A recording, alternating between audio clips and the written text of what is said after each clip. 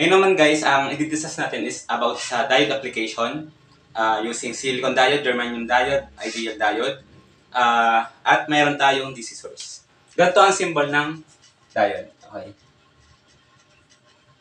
Ito ang kanyang positive, ito ang kanyang negative. Ang positive ay siya ang anode. Ang negative ay cathode.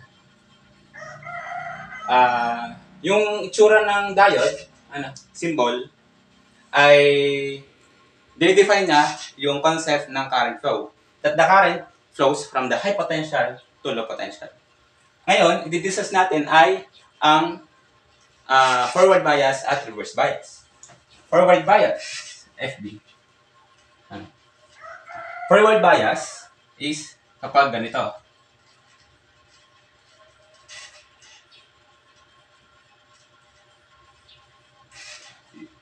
Di ba ito ang ating positive, ito ang negative. Lagi ang positive ng source is yung makapal na plate at ang negative is yung manipis na plate. Ito ang ating positive, ito ang ating negative. Tulad ng ating sinabi. Kapag ito ay positive, positive, plus, siya ay forward bias. It can be like this. Ito ang positive, ito ang negative.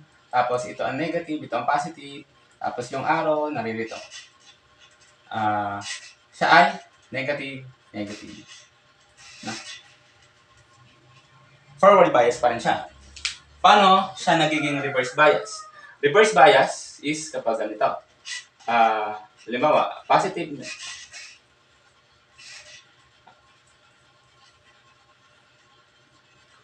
Ito ang ating positive. Kasi yung arrow from high potential to low potential, ito ang ating negative. Ito ang positive, negative. Siya ay negative, positive, negative. Pag positive, negative, ay reverse bias. It can be like this. Ito ang ating negative. Ito ang ating positive. Okay. Negative, positive, reverse bias. Okay? Forward bias, it can be imagined like this. A closed circuit. Okay? A reverse bias can be imagined like this.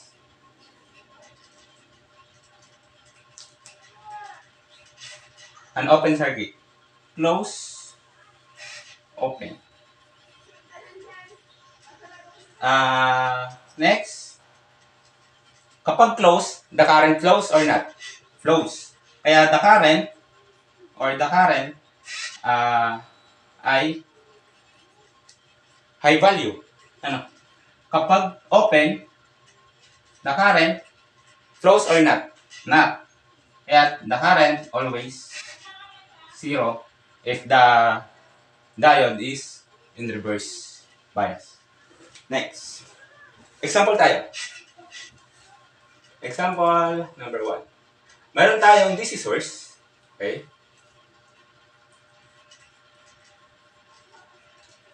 Sabihin natin ang DC source natin ay 8 volts.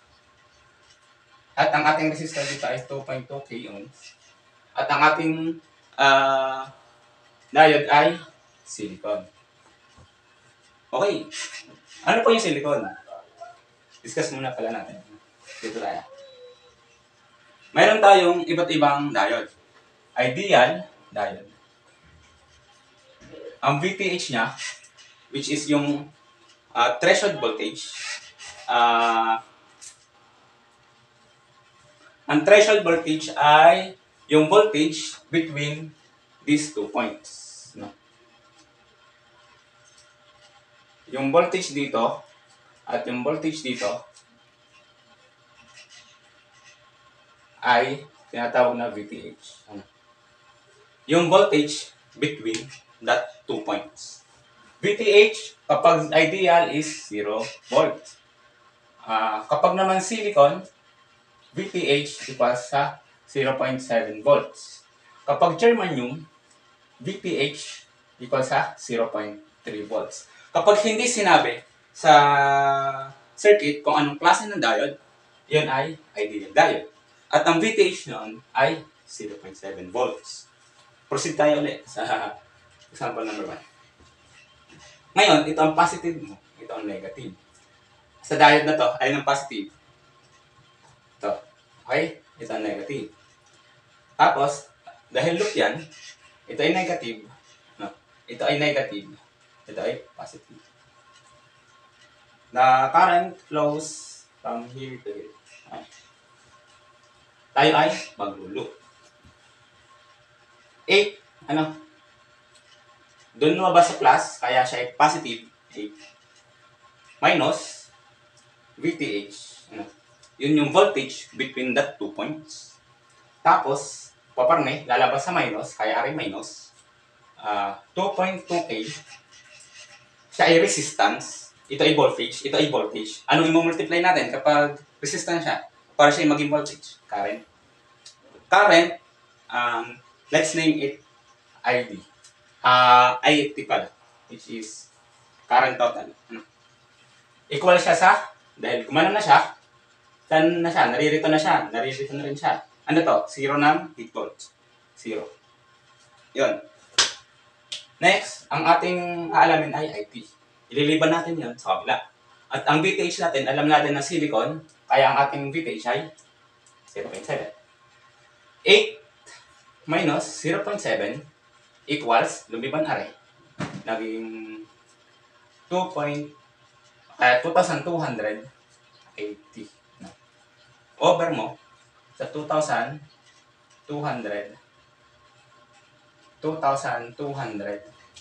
kaya ang iyong IT, dahil are cancel, ano? IT is equals to, ano? Compute. 8 minus 0.7 over 2,200. Meron tayo na 3.318 milliamperes. Kasi raised to negative 3. Okay. Ito ang ating IT. Okay. Ngayon, naalamin natin yung ating voltage ng resistor, which is yung VD. Okay. Sa paghanap ng VD, pwedeng ito ang sundin yung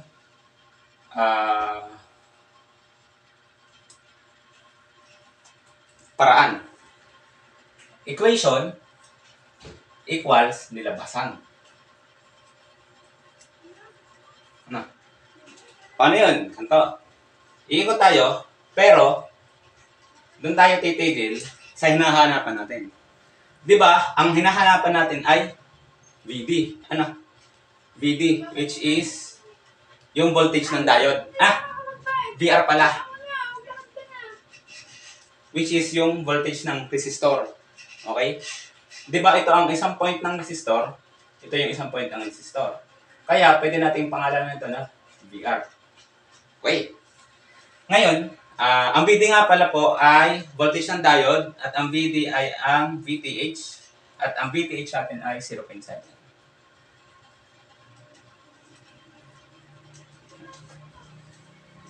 Ngayon, iikot tayo. 8 minus VTH 0.7 equals dun na sa nilabasan VR. Kaya VR is equals to 7.3.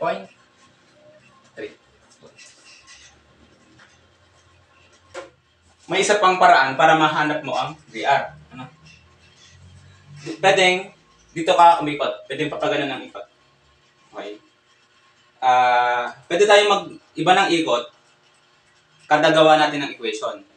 Pero during paggawa natin ng isang equation, bawal tayong bumalik ng ikot. Ano? Halimbawa. Isa pa. Ikot natin ito pag ganun. Okay? Dito tayo magsimula. Minus, plus. Ano? Plus 2.2K. Anong i-multiply natin para siya maging voltage? Yung current. Ano ba yung current niya? Yung ating I total. Kasi isa siyang series. Ano? Kasi, ang ating current, ito, IT, equals din siya sa IR, which is yung current ng resistor. Equals din siya sa ID, which is yung current ng diode. At equal sila lahat sa 3.3182 milliamperes. I-multiply natin siya dun sa current na to. Ano? Dun sa pag-store, okay? Diba yun ay 8 minus 0.7 divide 2,200. Store natin siya sa A. Okay? Shift store A. Tapos, 2.2K, 2,200, multiply natin dun sa A. Recall A, ano? Equal siya sa, ito ay negative, lumabas sa positive, tapos ay minultiply natin sa kanyang current, ano? Tapos, equal siya sa nilabasan natin VR. Ano? Nasusunod pa rin yung ating, rule na. VR is equals to, yun pa rin, 7.3 volts. Okay, check natin. 2,200 multiply ng 8. 7.3 volts. And yun ang ating example number 1.